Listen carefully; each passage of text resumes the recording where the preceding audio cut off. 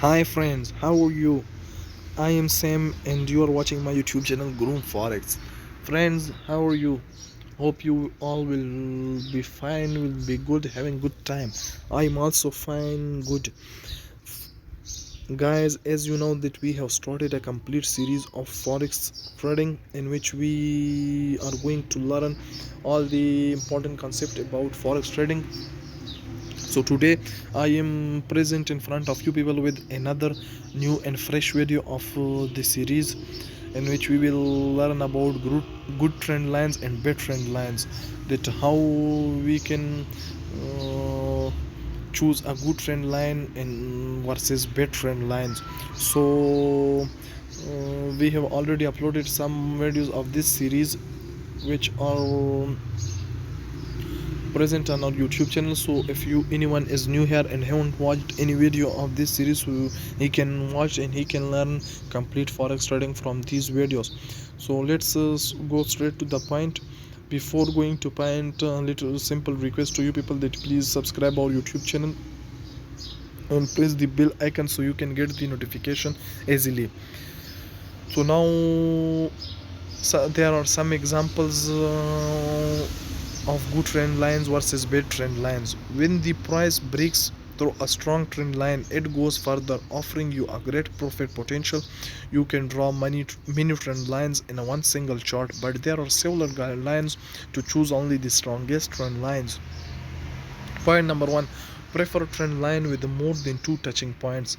Trend line becomes stronger the more times they are tested. Point number two: the touching points should not be too close together.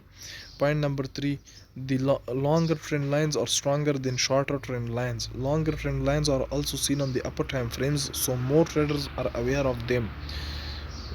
So in chart you can see the mistake that what which mistake many people does. So touching points are too close. So this is a common mistake done by many beginner traders as well as some professional traders, at making trade lines in which points are too close, and so avoid this mistake. In the example above, touching points are very close together, forming an unreliable trend line.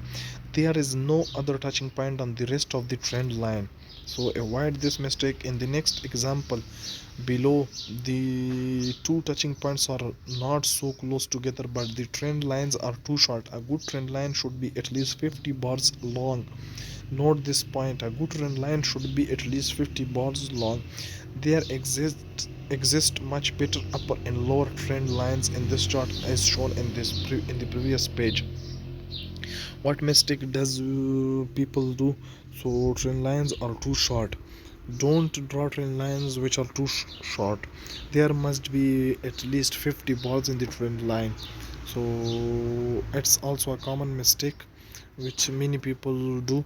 So now let's see some good trend lines, that how an ideal or good trend line should be. So in the chart you can see the trend line, the touching points are not too close, or the trend line is not too short, so it is an ideal way to draw a trend line. You can see, and it will respect your line, so the market will then respect your line. And if your trend line, if you draw trend lines in this way, so the trend line above has three touching points and can be considered as much stronger than trend lines in the previous examples. The points are evenly disturbed and the trend line is long enough.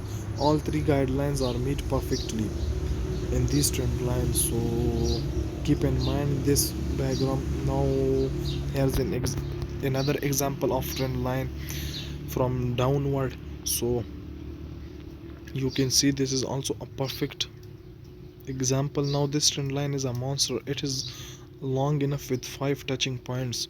You may notice that there are two groups of 2 points that are too close together, but this is not a problem as long as the other points meet the guideline. Treat a group of close points as one big point. So here, now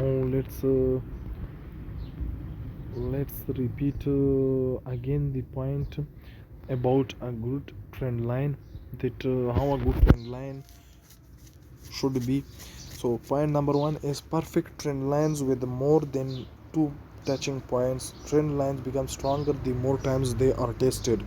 Note this point. I am saying again and again that note this point, because these are very important, and whenever you are going to trade, you must keep these points in your mind.